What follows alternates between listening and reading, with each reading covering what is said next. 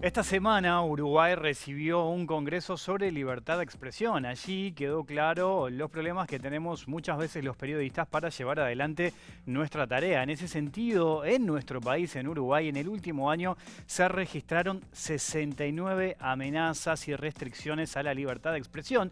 Y en muchos de esos casos los protagonistas fueron legisladores de nuestro país.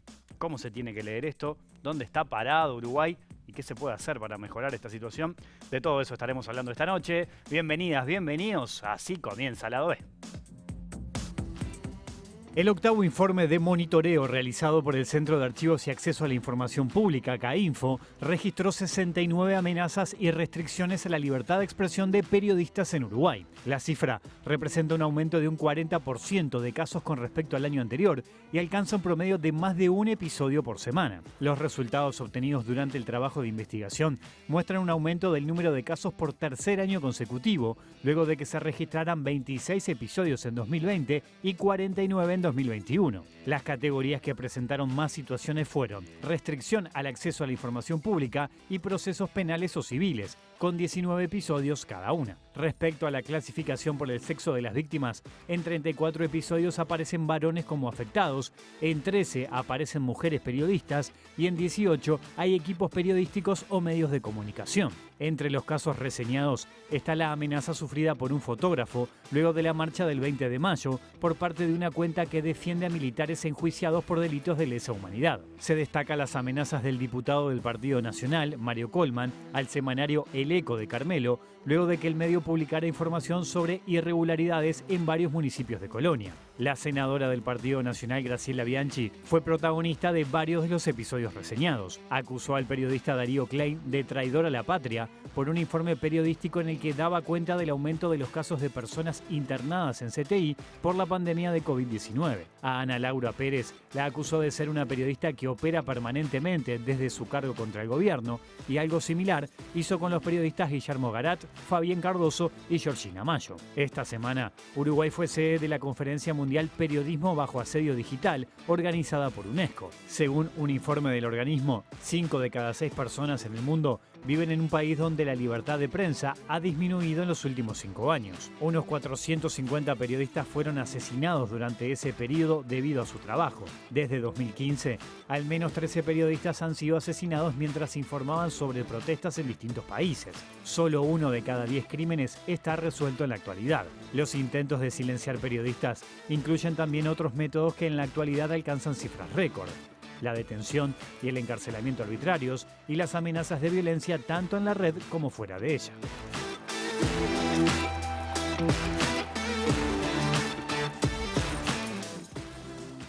Y hoy en Lado B les proponemos hablar de este tema. Tendremos muchas opiniones, conoceremos distintos puntos de vista sobre este tema que es muy importante, y en primera instancia nos acompaña aquí en el estudio Fabián Werner, que es periodista, director de Subestada y además presidente de CAINFO. Fabián, es un gusto tenerte por acá. ¿Cómo andás? Muchas gracias, muy bien, gracias por la invitación. Bueno, escuchábamos y veíamos parte del resumen de CAINFO. Recordemos además que CAINFO está integrado por Pilar Teijeiro, Carolina Mola y Daniel Lema, periodistas, pero además para este informe participaron más personas.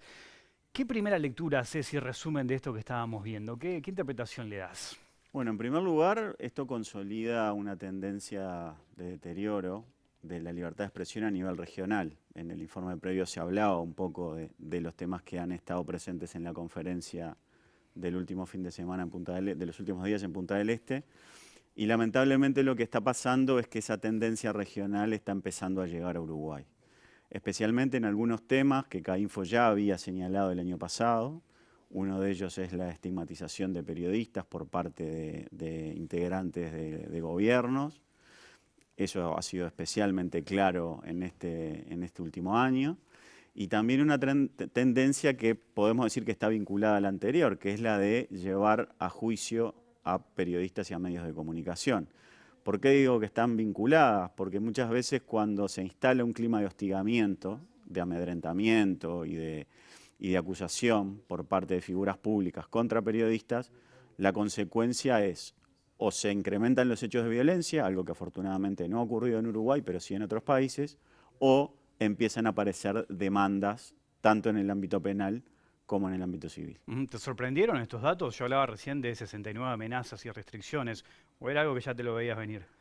No, nosotros podíamos hablar de que se iba a mantener más o menos el número de casos. La cifra nos sorprendió bastante. Sobre eso me gustaría plantear dos aspectos. Uno, que en realidad el número es mayor, porque hubo casos que no incluimos en el informe a pedido de las personas involucradas, por distintas razones. Y el otro es que probablemente el aumento de casos tenga que ver también con una mejora en las capacidades de la sociedad civil de llegar a los casos, de recoger más denuncias, de desarrollar una metodología cada vez más consolidada para la recolección de datos. Y creo que eso también es un componente importante al momento de decir, bueno, hubo un aumento de casos porque la situación se deteriora, pero también estamos en mejores condiciones de detectarlos. ¿Qué dimensión toma todo esto cuando son legisladores los protagonistas de estas amenazas y restricciones a la libertad de expresión? Bueno, indudablemente agrava la situación, ¿no? Uno de los que visitó Uruguay en la semana pasada fue el relator especial para la libertad de expresión, el doctor Pedro Vaca, y él señaló en una de sus intervenciones que el sistema interamericano recomienda a los estados, muy especialmente, que las figuras públicas deben abstenerse de realizar pronunciamientos públicos que estigmaticen, que acusen, sobre todo cuando esa acusación es infundada. Y lo que está pasando acá es que cada vez menos, con mayor asiduidad, que hay figuras públicas que tienen un foro privilegiado para hablar, porque todos sabemos la importancia que tiene en el Uruguay cuando un legislador o una figura del gobierno habla en los medios de comunicación, y cuando se usa ese foro privilegiado para atacar periodistas, lo que está pasando es que de alguna manera se está atacando la democracia. ¿Hubo alguna instancia, por ejemplo, de intercambio desde CAINFO con los legisladores que han tenido algún tipo de situación, de amenaza? ¿Ustedes intentaron, por ejemplo, trasladar esta inquietud y este inconveniente que se está dando? Bueno, nosotros invitamos a la presentación del informe que se hizo el viernes 29 acá en Montevideo a legisladores de todos los partidos y alguna autoridad pública que no pertenece al Poder Legislativo, y no asistió ninguno, de ningún partido. Eso también de alguna manera marca una preocupación para nosotros, porque si bien CAINFO durante el último año fue convocado muchísimas veces, y eso también es bueno destacarlo, al Parlamento para dar su opinión sobre el proyecto de ley de publicidad oficial, sobre la reforma de acceso a la información pública, sobre la ley de urgente consideración, sobre la rendición de cuentas, también es cierto que en el momento en el que la organización plantea su preocupación por estos temas, no tuvo una devolución por parte del sistema político. De todas maneras, vamos a seguir trabajando en esto, obviamente, tenemos muy buena relación con muchos legisladores de todos los partidos, pero quizás eso sea un elemento de preocupación que haya que marcar especialmente. ¿Qué rol juegan las redes, internet, en todo esto que estamos hablando y en las amenazas a los periodistas? Bueno, cada vez mayor. Y ese es un tema que especialmente se trató en la conferencia de Punta del Este. Las redes sociales e internet en general le dan una posibilidad a mucha más gente de hacer oír su voz, lo cual es muy bueno desde el punto de vista democrático porque amplía las posibilidades de participación, pero también genera una exposición mucho mayor en los mensajes que promueven la violencia, el odio, la estigmatización. Y especialmente eso sucede con los periodistas, pero especialmente con las periodistas. Y ese es un elemento que nosotros señalamos en el informe, que también se habló mucho en la conferencia de UNESCO, que hay un efecto diferenciado sobre las mujeres periodistas, especialmente en redes sociales, y ellas son objetivos muchas veces de discursos particularmente violentos, ¿no? Que tienen un componente de género muy marcado, pero incluso tienen componentes de violencia sexual que a los hombres no los afecta y que obviamente genera un efecto mucho más importante y mucho más pernicioso para el debate público. Acá en Uruguay eso también se nota, ¿no? Porque es un fenómeno a nivel mundial que además de ser periodista se le ataca simplemente por ser mujer. Sí. Hay un componente extra en esa agresión. Se agregan cuestiones que tienen que ver con la familia, que tampoco pasan en los hombres, ¿no? Se habla de los hijos fundamentalmente o de la familia en general. En fin, hay situaciones es un discurso de odio que está perfectamente identificado, sobre el que hay informes e incluso hay una sentencia reciente de la Corte Interamericana de Derechos Humanos que habla especialmente del impacto diferenciado sobre mujeres periodistas, pero todavía no hemos podido lidiar con eso y no sabemos cómo, sobre todo, apoyar a las mujeres periodistas que se ven como víctimas de esa situación y que muchas veces lo que resuelven es retirarse del debate público y dejar de emitir sus opiniones. Usted desde CAINFO, al momento de realizar el informe, supongo que se van a haber encontrado con algunas barreras como para poder acceder a la información. ¿Por dónde van esos inconvenientes? Bueno, hay situaciones que es imposible detectar e incluir en el informe, como por ejemplo la autocensura. Por eso es tan importante señalar cuando aparecen estos fenómenos, por ejemplo, de judicialización del malestar de los funcionarios públicos. Porque muchas veces los periodistas lo que hacen es decidir no informar sobre algunos temas ante el riesgo potencial de sufrir un juicio con las enormes consecuencias que eso tiene en términos profesionales, pero hasta económicos para el periodista y para el medio. Ese es uno de los problemas que hemos tenido para acceder a la información. Otro de los asuntos que pasa es que, sobre todo los periodistas que están alejados de la capital, donde CAINFO funciona de manera más permanente, es que no tienen herramientas a disposición para denunciar. Y muchas veces lo que pasa es que ni siquiera hay profesionales, abogados que tengan una capacitación en temas de libertad de expresión, y eso les complica también la situación. Y muchas veces lo que prefieren es tratar de llegar a una conciliación lo más rápido posible en lugar de denunciar públicamente, y en esos casos también nosotros tenemos dificultad para acceder a la información de los casos.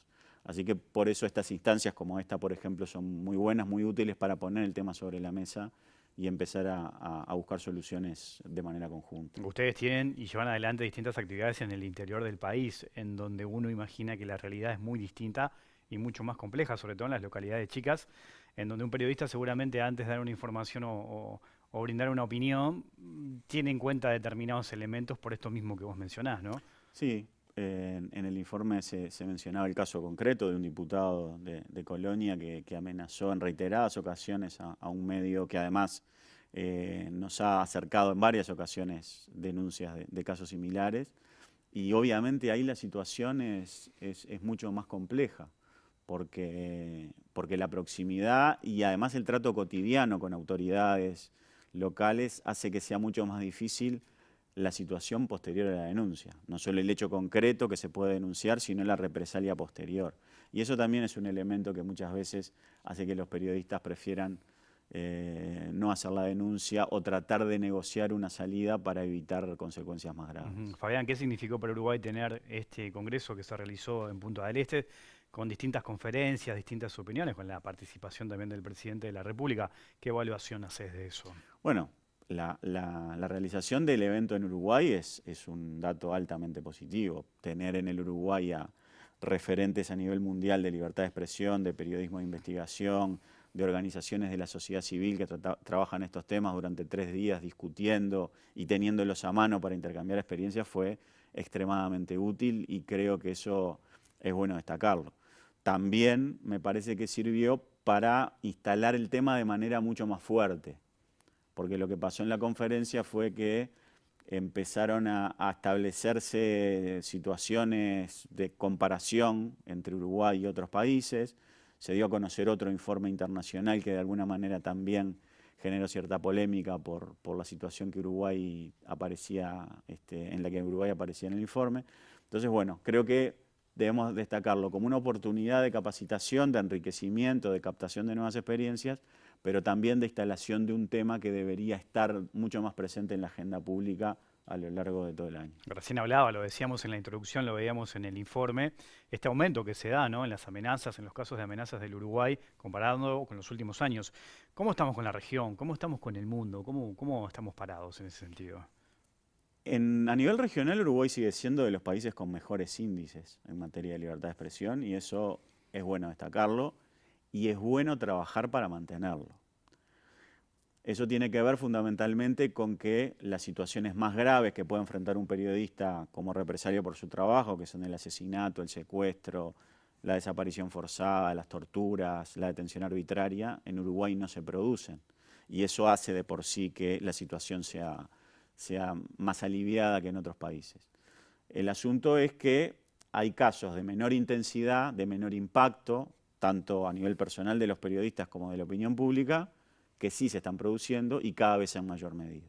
Entonces es bueno que discutamos estos temas y que empecemos a poner en perspectiva cuáles son las situaciones que han ocurrido en otros países, cuáles han sido los procesos a nivel nacional que se han dado y en qué han terminado esos procesos hasta la actualidad, para saber si tenemos que empezar a trabajar sobre cuestiones concretas. Me parece que una de ellas es la que vos mencionabas antes, ¿no? El tema del discurso público, de la reacción que tienen los gobernantes ante las opiniones críticas o las coberturas periodísticas, sobre todo que tienen un componente de investigación, y empezar a un proceso de mayor democracia a la hora de evaluar las expresiones de los periodistas y las periodistas. Fabián, te agradezco mucho este tiempo y tu participación aquí en Lado B. Gracias a ustedes, que pasen bien. Nosotros hacemos una pequeña pausa y ya seguimos con más opiniones también sobre este tema. Ya sigue Lado B aquí en la pantalla de TV Ciudad.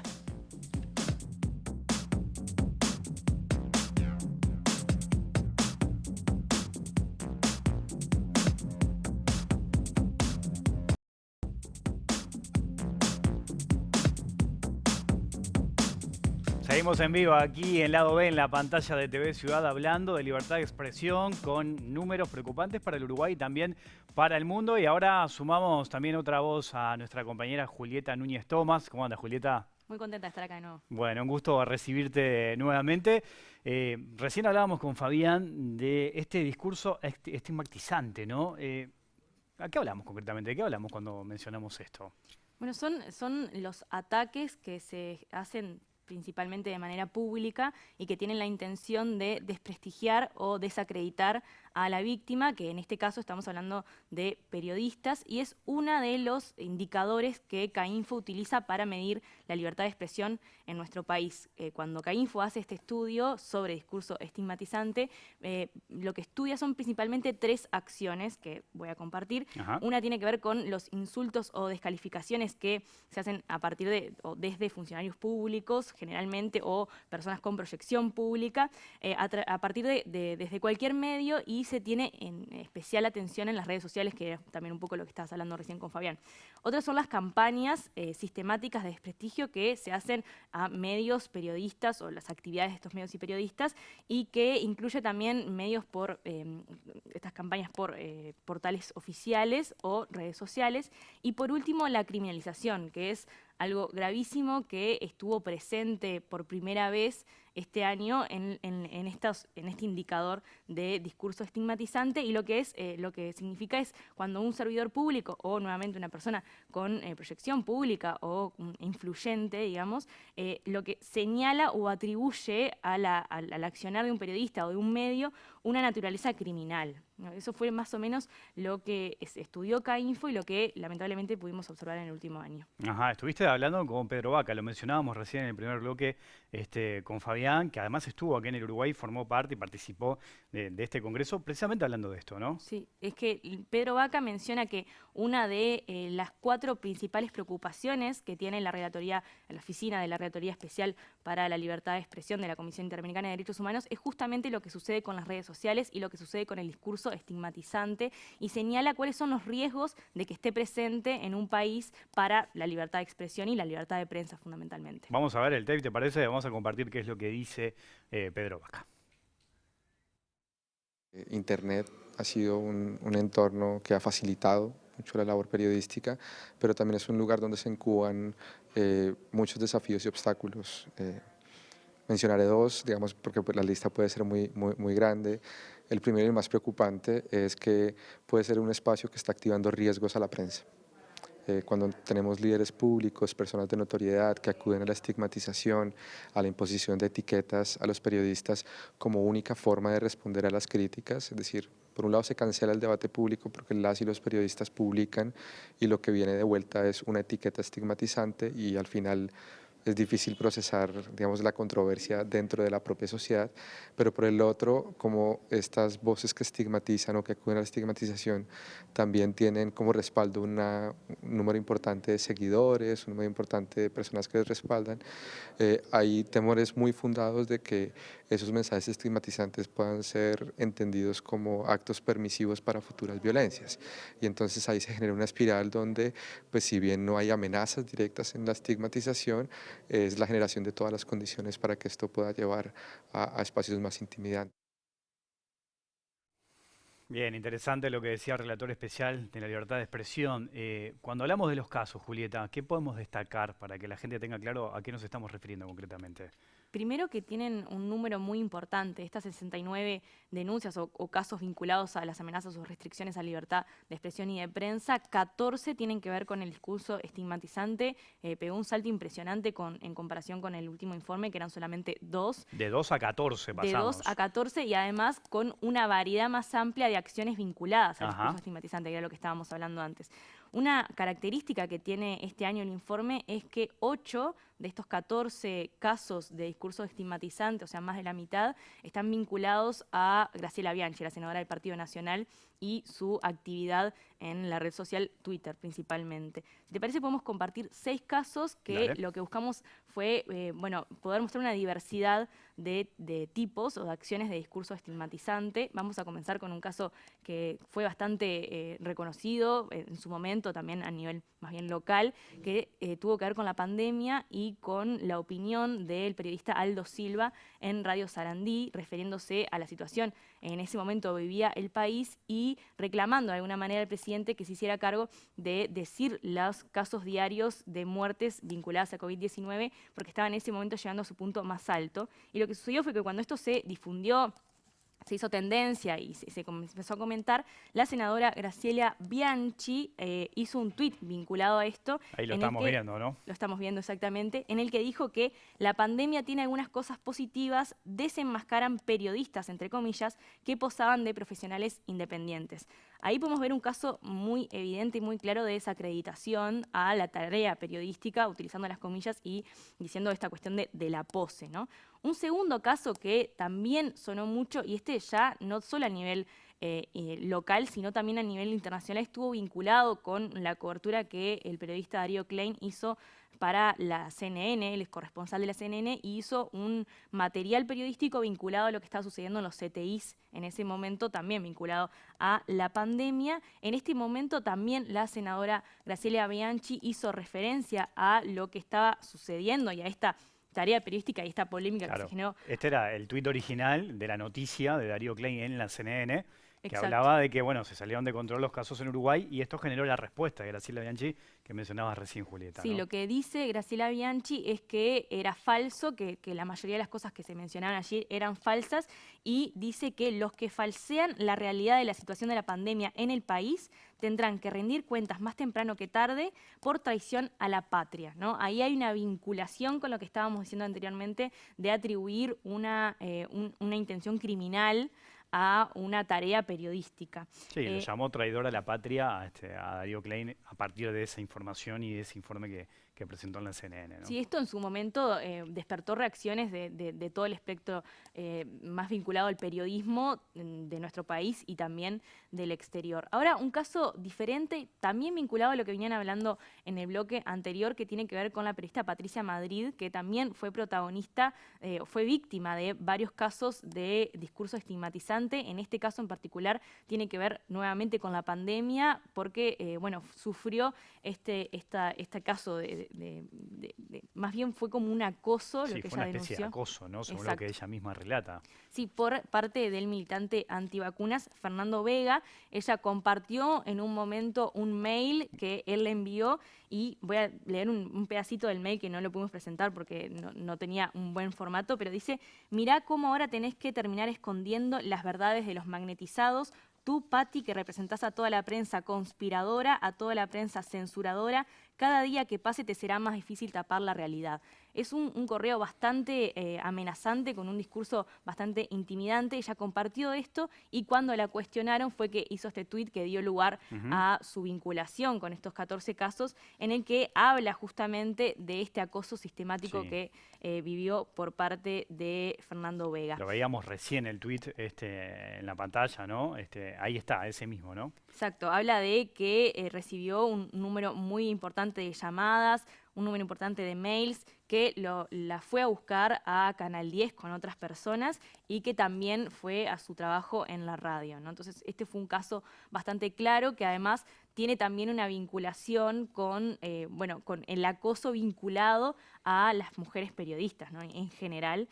Un próximo caso tiene que ver nuevamente con la senadora Graciela Bianchi, en este caso haciendo referencia a una información que compartió el periodista del País, Tomer Urwix, y él lo que señaló en esta información fue la utilización de Twitter por parte de una senadora de nuestra legislatura. Él hablaba ahí como de la cantidad de tweets por minuto que se hacía en un día. Ahí lo estamos viendo, ¿no? En Uruguay hay una senadora que en la última semana emitió un tweet cada 57 minutos en promedio. Eso no tiene en cuenta los retweets, tampoco considera el contenido del mensaje, pero sí toma en cuenta todas las horas del día, por más que, se supone, la señora duerme o trabaja. Ese es el tweet que publicó el periodista, ¿no? Exacto. Graciela Bianchi hizo una serie de tweets en respuesta, de hecho lo tomó como una herramienta también para plantear otras cosas y hizo referencia a esta información más de una vez. Una de esas veces se refirió nuevamente al periodista, entre comillas, ¿no? Como también desacreditando un poco su labor, y después en otro tuit habló del pseudo trabajo del nombrado periodista, ¿no? Y hizo referencia también al medio en el que trabaja. Entonces ahí tenemos nuevamente un caso de desacreditación. Un quinto caso que queremos compartir ahora tiene como protagonista a otro senador, en este caso es de Cabildo Abierto, Guido Manini Ríos. Tú debes recordar, todos debemos recordar lo que sucedió vinculado al Instituto Nacional de Colonización con el senador, su esposa, la ministra Irene Moreira, y el padre, o sea, su suegro. Hubo una serie de informaciones publicadas por varios medios de prensa y en particular cuando se emitió una noticia por parte del semanario Búsqueda, el senador hizo referencia a lo que sucedió. Ahí estamos viendo la información que publicó Búsqueda en su momento. Ahora vamos a ver lo que respondió a este mismo tuit Manini Ríos. Él lo que dijo es: otra mentira más. Roque Moreira compró el predio hace más de 51 años y nunca fue colono. El informe lo mandó a hacer a medida el director del MPP del Instituto Nacional de Colonización para ensuciar la cancha antes del referéndum. El periodismo sicario sigue activo y parece que los mandantes pagan bien. Ahí hay como un popurrí. Sí, acusó a Berterreche, ¿no? El representante del Frente Amplio en el Instituto de Colonización, y después, acusó que eran informes a medida, en fin. Claro, en esa acusación también ahí compromete la independencia del medio, la independencia de la tarea periodística, pero además algo grave que es la utilización de la palabra sicarios, ¿no? Asesinos a sueldo, para vincularlo con la tarea periodística. Y por último, lo que queríamos compartir es el caso de Guillermo Garat. En este caso, el periodista también hizo un informe vinculado a la pandemia. Nuevamente recibió una serie de tweets por parte de la senadora Graciela Bianchi, en el que este caso fue un hilo de Twitter en el que se dedicó a explicar los lugares en los que había trabajado de manera bastante estigmatizante y vinculándolo incluso con cosas que no tenían nada que ver con la cobertura de ese momento, como por ejemplo el atentado del 11 de septiembre de 2001 en Nueva York, ¿no? Ahí lo estamos viendo, ¿no? Exacto, fueron una serie de tweets que son un caso muy claro de discurso estigmatizante, porque lo que hacen es concentrar la tarea periodística en el periodista principalmente, y además tratar de desacreditar la información por compartir los lugares en los que este periodista había trabajado y que trabajaba actualmente, vincularlos con la izquierda, vincularlos incluso con el terrorismo en algunos casos, para buscar así desacreditar un trabajo. Nosotros lo que hicimos fue hablar hoy con el periodista Guillermo Garat, porque él decía que no se sintió, dijo por redes sociales que no se sentía para nada honrado o orgulloso de estar entre los 14 casos de discurso estigmatizante, y quisimos saber un poco qué era lo que él sentía con respecto a lo que estaba sucediendo en Uruguay en esta situación. ¿Lo vemos, te parece? Dale. Vamos a ver el tape entonces. Creo que lo más grave de esto es que cuando se atacan a los periodistas y se los ataca identificándolo con calumnias y con mentiras y con infamia desde el Parlamento, es particularmente grave, porque entre otras medidas los periodistas no podemos tomar una acción judicial rápida por los fueros parlamentarios. En este caso, una senadora ha agredido a muchos periodistas, entre ellos yo, sin ningún tipo de fundamentación y queriendo ocultar los verdaderos problemas que está teniendo y que tuvo el país durante la pandemia. En el caso del reportaje que hice yo, las personas que estaban en ACE no conseguían atención porque había 8 personas atendiendo el teléfono para 1,5 millones de usuarios durante una pandemia. Entonces la senadora, en vez de ocuparse de intentar solucionar esto, bueno, se dedicó en este caso a atacarme a mí, pero hemos sido muchos otros colegas que han sido atacados por esta persona y también por otras y también por ejércitos anónimos de bots. Entonces, creo que los periodistas que hace muchos años que estamos en esto, este tipo de ataques simplemente nos reafirman en lo que ya sabemos que tenemos que hacer y es seguir informando. Esté el gobierno que esté y esté quien esté en el gobierno. Ese no es nuestro tema, ese es un tema político. Los políticos deben hacer política y nosotros debemos hacer periodismo.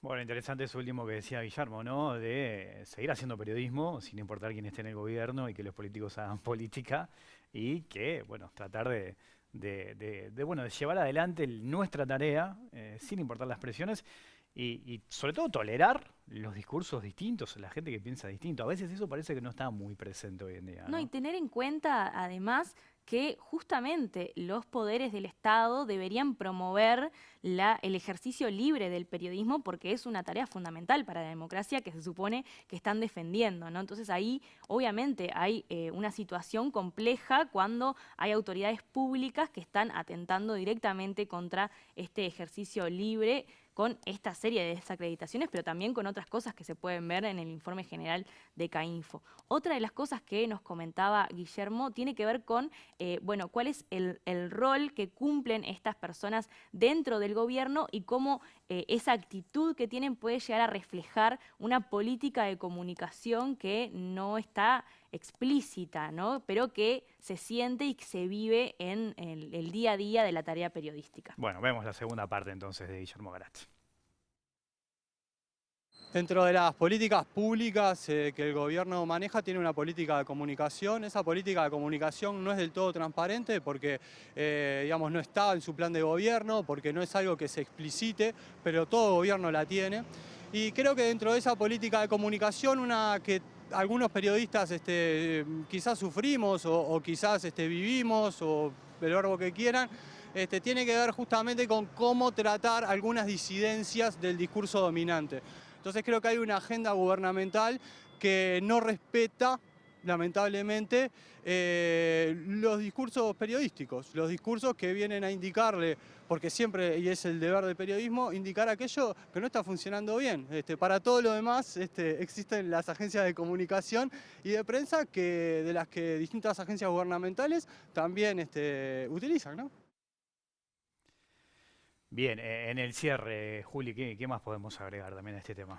Bueno, en realidad quizás en sus casas están viendo esto y dicen, bueno, 14 casos de discurso estigmatizante, y cómo eso nos puede llevar a un lugar oscuro vinculado a la libertad de expresión cuando hay asesinatos en la región, a periodistas, cuando hay situaciones extremadamente graves vinculadas al desarrollo de la tarea periodística. Bueno, de alguna manera cuando yo le consulté sobre esto a Pedro Vaca, en la oportunidad que lo pudimos entrevistar, él lo que mencionaba es que Uruguay ha sido en todo este tiempo una referencia para la libertad de expresión de la región y que lo que sucede en este caso, cuando hay una suba tan importante de los casos de amenazas y restricciones, es que se corre el riesgo de dejar de ser una referencia y lo que él señalaba es que es muy importante que existan referencias, ¿no? Entonces Uruguay debería trabajar y él llamó en esa instancia y en otras instancias a que las autoridades y la sociedad en su conjunto trabajen para seguir teniendo a este país en un lugar de ejemplo en lo que Claro, tenga no que ver perder con... el estatus, ¿no? De referencia. Exacto. Que lo tuvimos, en cierta medida lo tenemos, un poco Fabián decía eso en el primer bloque, de seguir trabajando para que Uruguay, bueno, por lo menos se mantenga en esa posición, si es que se puede, ¿no? Sí, y ahí hay un trabajo muy importante de las autoridades y de su forma de vincularse justamente con los periodistas. Julieta, ha sido un gusto tenerte por acá nuevamente. Te tuvimos, ¿te acordás? En la primera semana del lado B. Es verdad. Así que seguramente más adelante vamos a estar de vuelta. A ver cada cuánto. Bueno, eso hay que ver cada cuánto. Hay que negociar acá Ahí con va. todo, con el informativo, con la gente del informativo. Gracias, Julieta. Gracias a vos. Nosotros nos vamos, ustedes se quedan en la pantalla de TV Ciudad. Volvemos en vivo mañana a las 20 horas. Que pasen bien. Chao.